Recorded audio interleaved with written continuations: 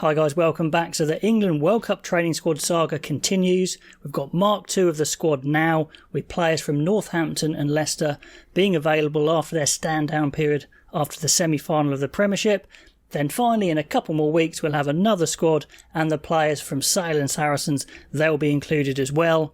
Now, of course, it's correct to have these rest periods so players are fit and fresh and they have their required rest. But of course, for a coach, it's got to be very annoying because you're always playing catch up with those new players. So we've got quite a lot of new players in, and we'll go through those. And in general, I'm pretty happy. We've got 3 players that are cut at this stage. And if you're missing out at this stage, then probably your World Cup dreams are over. Although, injuries can happen, but still, it's not looking good. So we'll go through it position by position. So let's go through it. Now, hookers and loose head props, there's no additions here.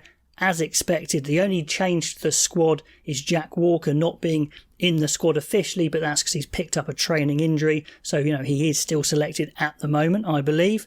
But yeah, Marl again, Jabano and Rapava Ruskin, they carry on, which is fantastic. I really hope at least one of Urbano and Rapava Ruskin carry on all the way through to the World Cup squad, because I think that's going to be really important to get some new blood in there, some real strength in there, because I think that loose head side has been quite weak. Now on the tight head side, we've got 2 new additions, Dan Cole and Joe Hayes, both from Leicester. Do I think they're going to light up the World Cup? Probably not, but they've both got their strengths, their attributes. Cole very experienced, Joe Hayes a lot of potential. So we've got 4 loose heads and 4 tight heads, so it balances out the squad. No Trevor Davison, who I thought might have had a shout, but that was an outside call. Second row wise, Charlie Ewells was kind of in there because he won a competition maybe, and he stays in there. So congratulations to him, having really not played all season. But the 2 additions I'm very happy with. George Martin of Leicester was a player I really wanted involved.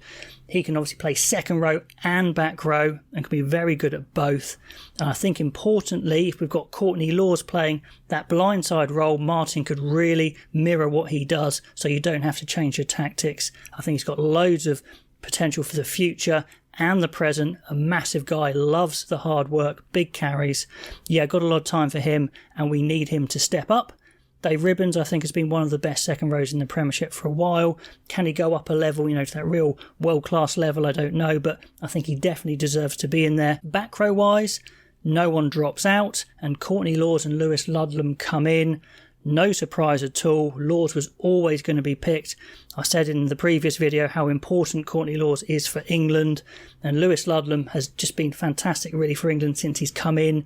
Is he a top tier flanker? I don't know, but he works incredibly hard, makes very few mistakes, won't let you down, that sort of thing, can play all across the back row, which really could help him get into the full squad. So it's really starting to shape up now in the back row. Ted Hill stays there, which is great, along with Mercer and Pearson and Underhill, Dombrandt, of course. So it's really starting to shape up in the back row. I think the talent is there for England. I am quite excited about the back row, but we're going to need players to really step up and take it to a new level in the World Cup. So, crossing our fingers a little bit, but I think there's some talent in the back row for England. Then, heads roll at scrum half. Danny Kerr, Spencer and Randall were previously selected, and Kerr stays, the experienced guy stays, and Spencer and Randall are axed, which is really tough, I think, especially on Spencer, because this is probably his last World Cup shout. He's been playing so well indeed, always been the nearly man. So yeah, I think that's a bit of a shame. 3 new guys come in, Alex Mitchell, Van Portfleet, Ben Youngs. We were, expecting to come in. They are Borthwick favourites, but are they better than Spencer? Well, I think Mitchell maybe yes, but hasn't got the experience. Van Portfleet hasn't quite done it yet, but they've put a lot of time into him.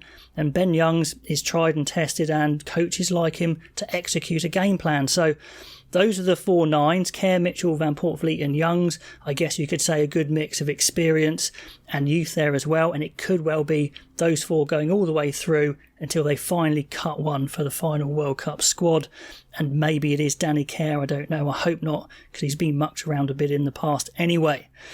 Fly halves, Marcus Smith gets a mate. It's another Smith, it's Finn Smith, no relation, and Finn Smith of Northampton is a fantastic player. I think he absolutely could get loads of caps for England in the future. Got a good all-round game, and he's not massive, but he's a good ball player, good kicker, decent runner, decent tackler.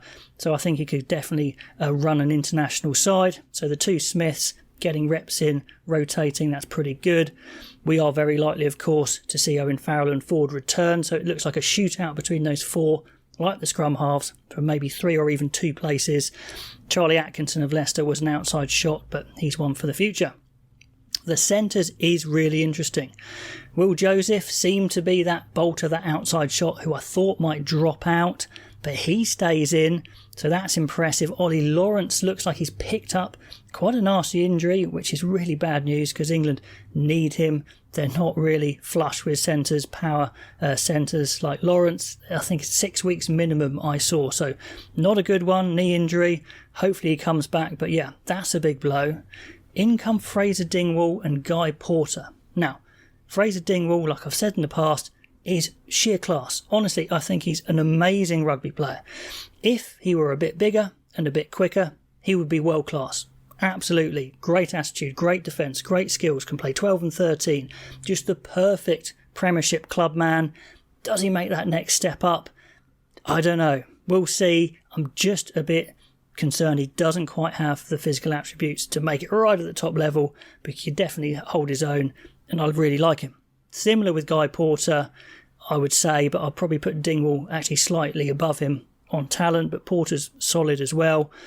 But the big news for me is no Dan Kelly unless he's injured, which I haven't heard, but that's a big blow, especially since England don't have that many quality centres. I think it was worth a punt on Kelly. But yeah, if he's not injured, that's a big vote of no confidence in him, especially from his former Leicester coach. Anyway, so those are the 5 that are in at the moment, with Ollie Lawrence to return.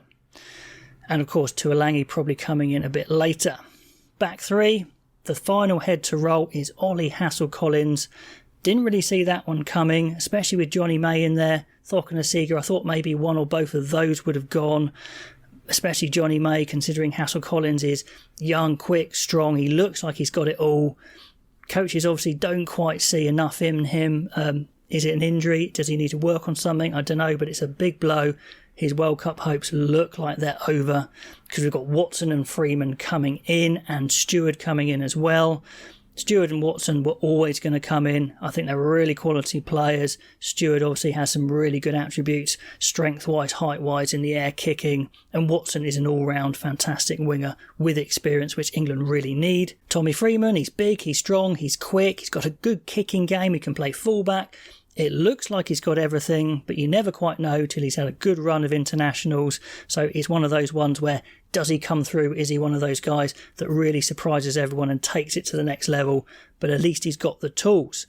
So just Hassel-Collins drops out. So Big Joe, they're sticking with him. Like I said, he is very useful. He's absolutely massive. Arundel, who looks like he may be going to France next year, which is interesting. Obviously not his fault because London Irish folded, so hopefully he'll be allowed to continue to play for England. But watch this space on selection criteria for England going forward. And May stays. Murley, good to see him stay. I really want to see Murley in that full squad because he's quick, he's strong, he's powerful, and he can nip in and around the ruck, do a kind of Jack Noel role, but kind of a bigger, stronger role, to be honest. And Freddie Stewart and Anthony Watson are really good additions anyway. So let me know if anyone else was missed out who you think should have gone. Do you think Hassel-Collins, Spencer and Randall should have been cut? If not, why? All those comments below as always, and I'll catch you next time.